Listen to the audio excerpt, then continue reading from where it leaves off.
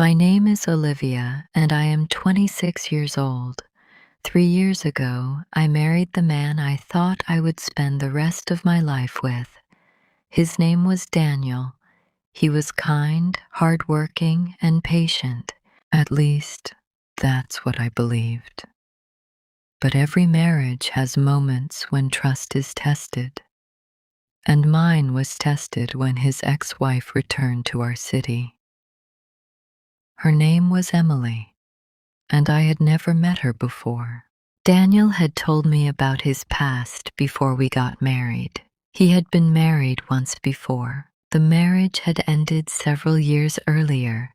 He said they had different goals and couldn't make the relationship work. There was no drama, he told me, no anger, no secret relationship.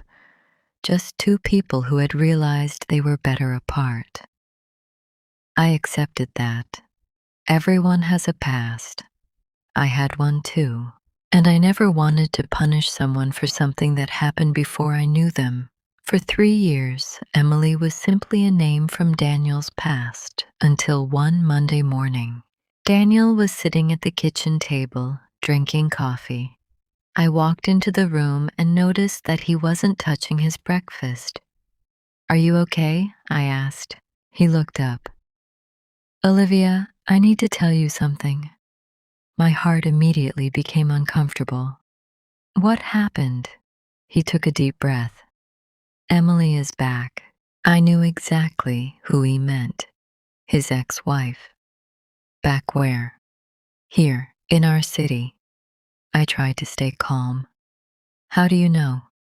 "She called me yesterday." I stopped moving. "She called you?" "Yes." "Why?" Daniel looked down at his coffee. "She said she moved back for work." I nodded slowly. "That's all?" "That's all." But something about his expression made me uncomfortable. Not because he looked happy. He looked worried, and I couldn't understand why. That evening, I asked him about her again. "Do you still talk to her?" "No."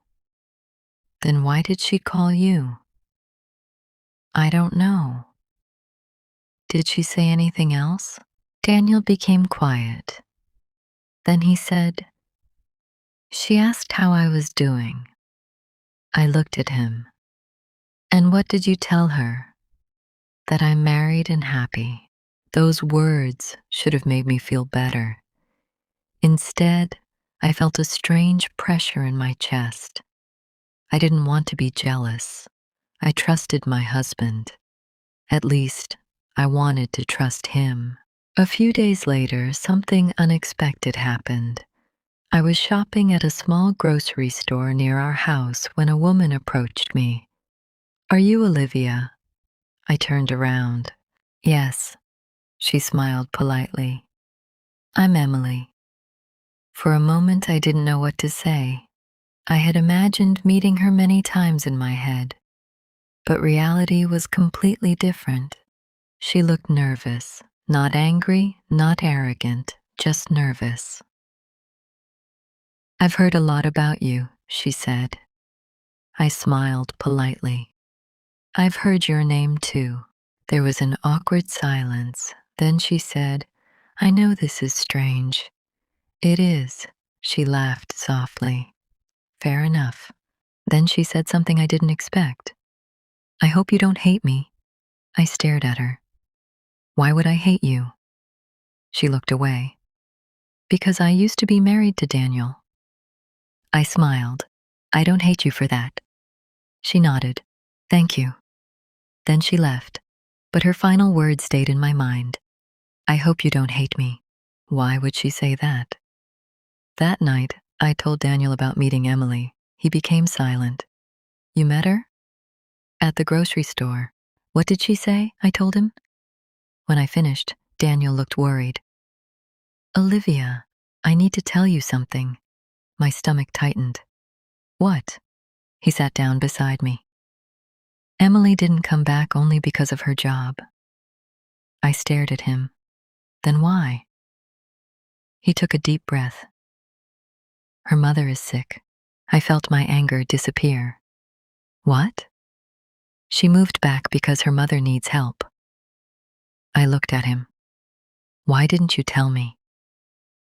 Because I didn't want to bring unnecessary stress into our marriage. I didn't answer. He continued. Emily asked if I could help her find a lawyer because she has a problem with her mother's property. I finally understood. But there was still something bothering me. Daniel, why didn't you just tell me? He looked at me. Because I was afraid you'd misunderstand. I sighed, and hiding things made me misunderstand even more. He lowered his eyes. I knew he wasn't trying to hurt me. But I also knew something important had just happened. Trust doesn't only disappear because of betrayal. Sometimes it becomes weaker because of silence. The next morning, Daniel apologized. I should have told you everything. I nodded. Yes, you should have. He took my hand. I don't want secrets between us. Neither did I. So we decided to meet Emily together. We invited her to a small cafe. When she arrived, she looked surprised to see me. Daniel smiled. We thought it would be better if we talked openly. Emily sat down. For a few seconds, nobody spoke. Then she looked at me. Olivia, I want to apologize. For what? For making you uncomfortable. She looked at Daniel. Coming back here brought back a lot of memories. Daniel nodded. I understand. She smiled sadly. But I don't want to go back to the past. Then she looked directly at me. I know Daniel is your husband now. I smiled. And I know he has a past. Emily took a deep breath. Our marriage ended because we were both young and didn't know how to communicate. There was no great villain. We simply couldn't make it work. Her honesty surprised me. She wasn't trying to win Daniel back. She wasn't trying to create problems. She was simply trying to rebuild her own life. Before we left, Emily said something that I would never forget. Olivia, take care of him. I smiled. I will. Then I added, and you take care of yourself. She smiled. Deal. That was the moment I finally stopped being afraid of her. She wasn't my enemy. She was simply someone from my husband's past who was trying to find her way forward. A few months passed. Emily's mother became healthier. Emily found a new apartment and started working at a local company. We didn't become best friends. We didn't need to. But occasionally, we exchanged messages. Sometimes she asked how Daniel was doing. Sometimes I asked about her mother. Everything became normal, and my marriage became stronger too. Because Daniel learned something important. He learned that protecting me from information wasn't the same as protecting our marriage. And I learned something too. I learned that jealousy often grows in silence. When we don't have answers, our minds create them. Sometimes we imagine the worst. Sometimes we turn a small problem into a huge one simply because we are afraid to ask questions. One evening, Daniel and I were sitting on our porch. The sun was setting. He looked at me and said, Do you remember how worried you were when Emily came back? I laughed. Of course. And now? I smiled. Now I think I was afraid of someone I didn't even know. Daniel nodded. Sometimes fear does that. I leaned against his shoulder. That's why honesty matters. He smiled. Very much. Looking back, I realized that Emily's return didn't threaten my marriage. It actually taught us how to protect it. A strong marriage isn't one where the past doesn't exist. It's one where both people can talk about the past without allowing it to control the present. Everyone has memories. Everyone has mistakes. Everyone has people who once mattered. But what matters most is what we choose today. Daniel chose honesty. I chose trust. Emily chose to move forward. And somehow, all three choices gave us peace. Sometimes, the biggest threat to a relationship isn't another person. It's secrets, assumptions, and a lack of communication. If you love someone, talk to them. If something makes you uncomfortable, ask. If you are afraid, be honest. And if someone has a past, remember that you cannot erase it. You can only decide whether you will build a better future together. Don't let fear create a story that isn't true. because sometimes the truth is much simpler and much kinder than the story we create in our minds. Thank you for listening to my story. If you enjoyed this emotional English story and want to improve your English through meaningful storytelling, don't forget to like, share, and subscribe to Pro English Stories.